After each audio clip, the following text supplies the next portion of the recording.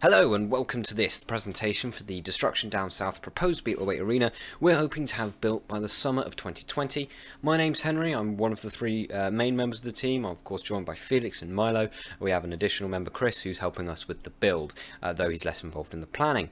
So, let's get started. What is this arena? Well, let's give you a general overview. This is the plan for our arena. Now, we're building this arena mostly for two main objectives. The primary objective is for an increased level of safety. A lot of the arenas that have been around in the UK now have been around for quite a while, and maybe aren't necessarily as up to the task of modern combat as they could be.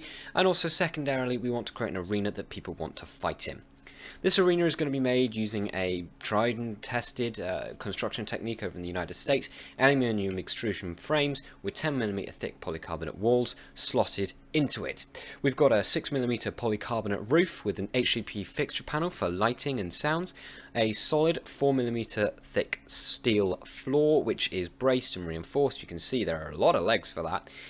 We've got 6mm thick steel kick plates with angled top sections, some steel box section legs which are removable to make the thing easier to move around, a half wall hinged door for ease of access, a usable floor space of 2.9 meters by 2.9 meters, and an internal height of 1 meter. But of course this is all just a general idea, so let's go into a bit more detail as to what we've got there, why we've chosen it. First things first, the frames. These frames, as I say, are being the aluminium slot type. We're using 4545L aluminium profile extrusion, which is basically Bosch Rexroth without the name branding on it. We're using this stuff because it's nice and light, it's easy to secure together, and again because of that slot that allows us to mount the polycarbonate. We'll come on to that when we talk more about polycarbonate itself. This stuff accepts T-nuts, which use 8mm because of that 10mm slot. So we can standardize on 8mm hardware pretty much everywhere with this, which is great. Of course, again, these frames being aluminium makes them really nice and light, easy to move around.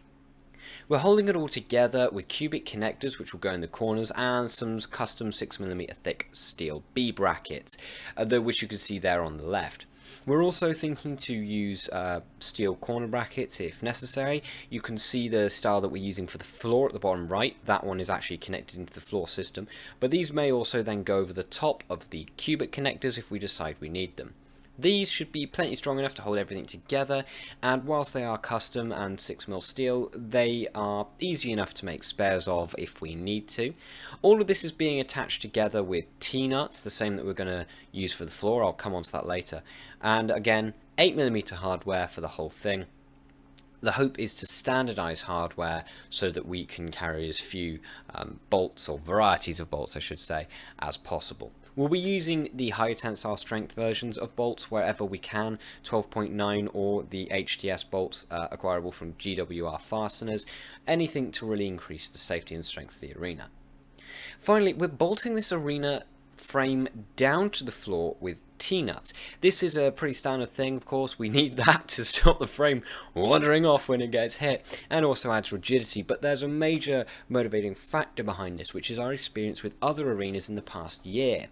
There are a few arenas in the UK, but there are two major events that led us to make this decision. Basically, we're doing this because we want to eliminate the gap between the frame and the floor, and by having multiple bolts that we can tighten down, that can reduce that gap as much as possible. In the UK, we have really seen that this is a weak point in arenas right now. Again, as I said 30 seconds ago, we've seen a couple of instances. I'll give you examples. In one arena, we saw an undercutter get its weapon out underneath that gap, so through that gap and outside of the contained area. It wasn't poking out far and the weapon was off, and it almost certainly couldn't happen if the weapon was on and if the robot hadn't thrown itself at that wall with a lot of speed. But nonetheless, it is worrying that things can even get through there, let alone something as thick as a 4mm weapon or 6mm weapon, whatever it was. Another instance was seeing sparks and light debris coming through a gap on a different arena, so we really want to avoid this happening. We actually have a design, if the T-nuts aren't enough by themselves, that would cover this gap with some metal or some HDPE just to keep it extra safe in case we need to do that. The walls themselves are constructed from a 4mm thick Marlon polycarbonate. We've gone with a UV resistant one just for that extra peace of mind to make sure that it's not going to be damaged. You'll really notice the second point here. That's the main point that we want to hammer home with the way that we're constructing this arena. We are not drilling holes in anything. We don't want stress risers at all.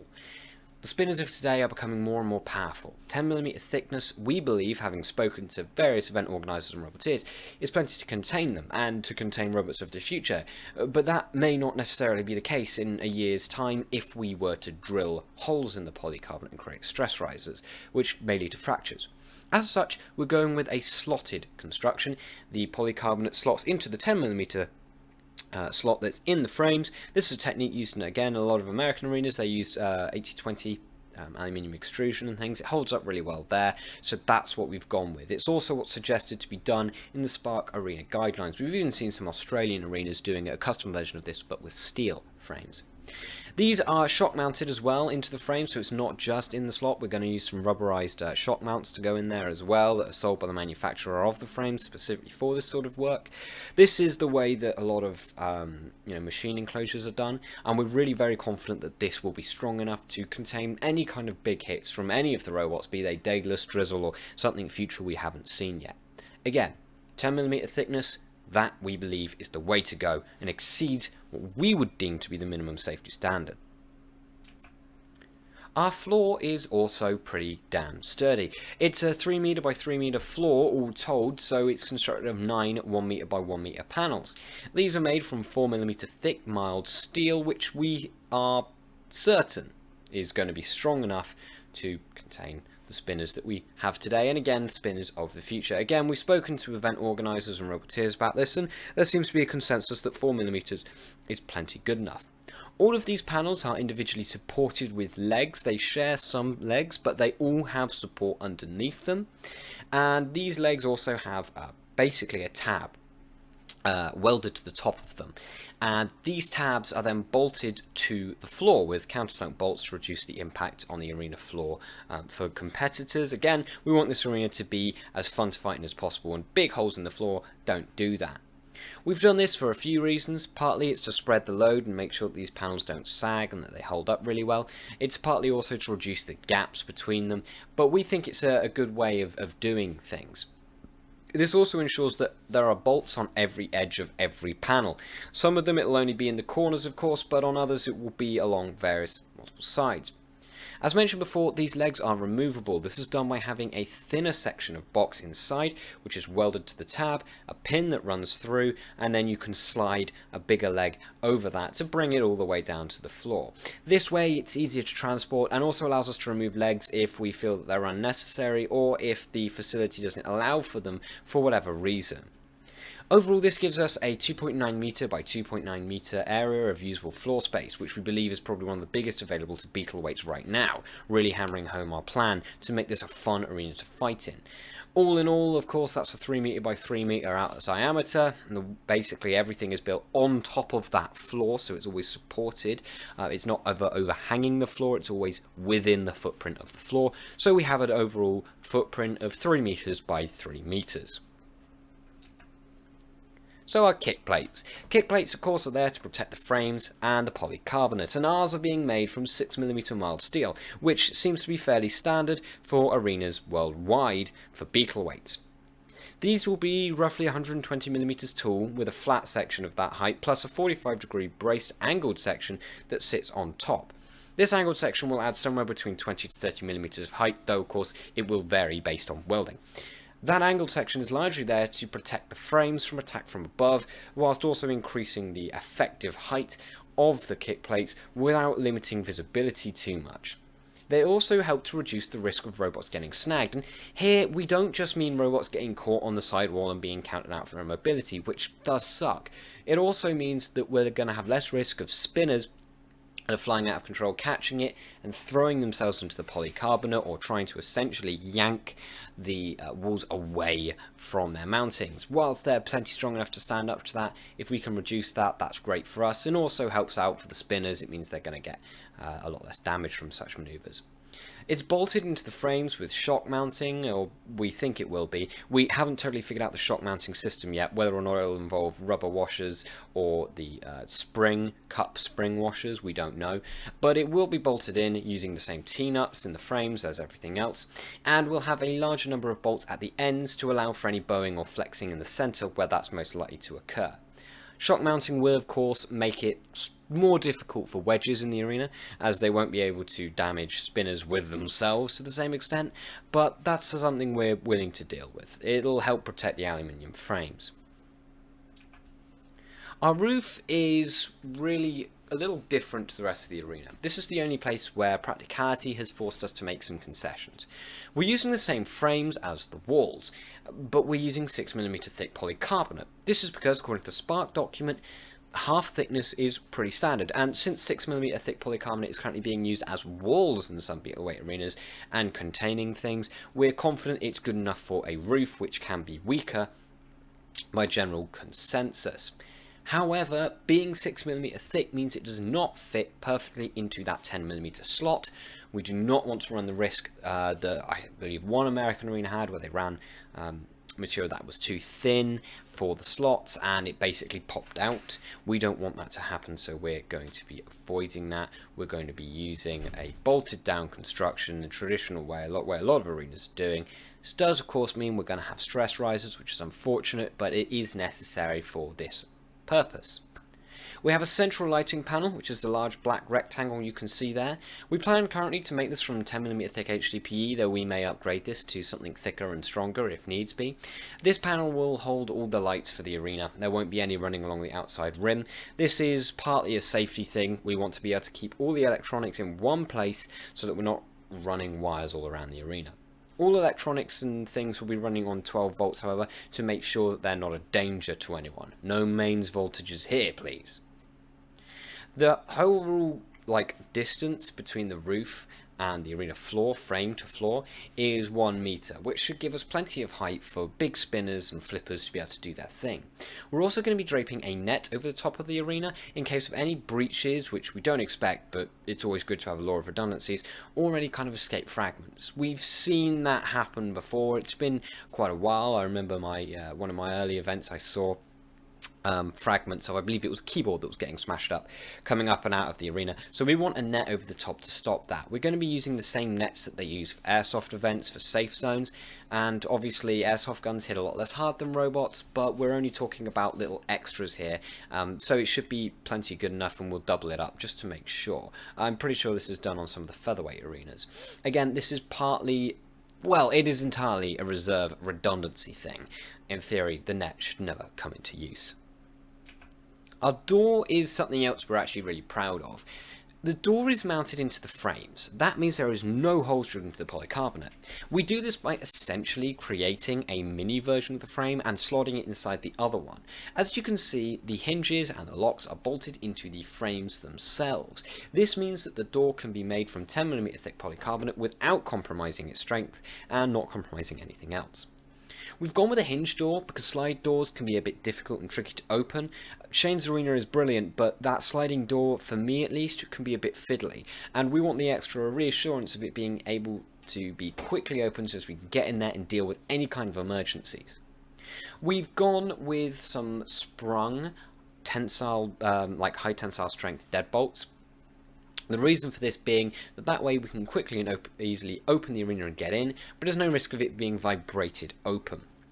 Now the opening overall adds up to somewhere like 1.4 meters, which allows for a big, easy entrance to the arena in case we need to get in there quickly, and makes it a lot easier to load up robots, as you can now stand next to the robot here, watch them and keep an eye on them, and make sure everything goes the way it should. Our arena pit is planned to be using as reliable as possible system, basically. We've gone with a hinged mechanism with a solenoid to open the pit, release the pit, which will be electronically controlled, and we have a manual override. The solenoid is not certain to be on there for now. We may switch to a motor-driven rack and pinion system, but that's the current planned system. This way, by having a solenoid, the pit can open really quickly, and the manual override allows us to pull the damn thing if it goes wrong for whatever reason. We're considering as well bungee loading or spring loading the pit somewhat so that it snaps open, slams open really quickly, rather than getting caught if there is any damage. Having spoken to various roboteers, they all seem fairly uncomfortable with the open-sided pits that we've seen on some arenas, even if it's only one side, so ours is going to be fully enclosed with at least 4mm thick steel all the way round. We've gone with a 300mm by 300mm diameter pit because we have a rather big arena and we want something that is usable in that size of arena and that can contain some of the bigger robots that we see with things like Wide Boy. This pit is going to hopefully be directly controlled by a pit button. It's using a DP-DT switch. If you don't know, those are the switches used in guitar pedals. I've stamped damn hard on some of those pedals and they've not given up on me. So the hope is that their sturdy construction will mean they survive. But again, we have a manual override. The steel lid will be made from 6mm thick steel rather than 4mm thick steel. This is to reduce the risk of it getting dented and people getting snagged as easily on it. It's probably going to take more hits than any other part of the arena floor-wise, and we plan to avoid any holes in the lid of the arena and make the gaps around it as small as possible to prevent people getting caught. We also have plans run out of the arena zone to help keep the strength of horizontals down.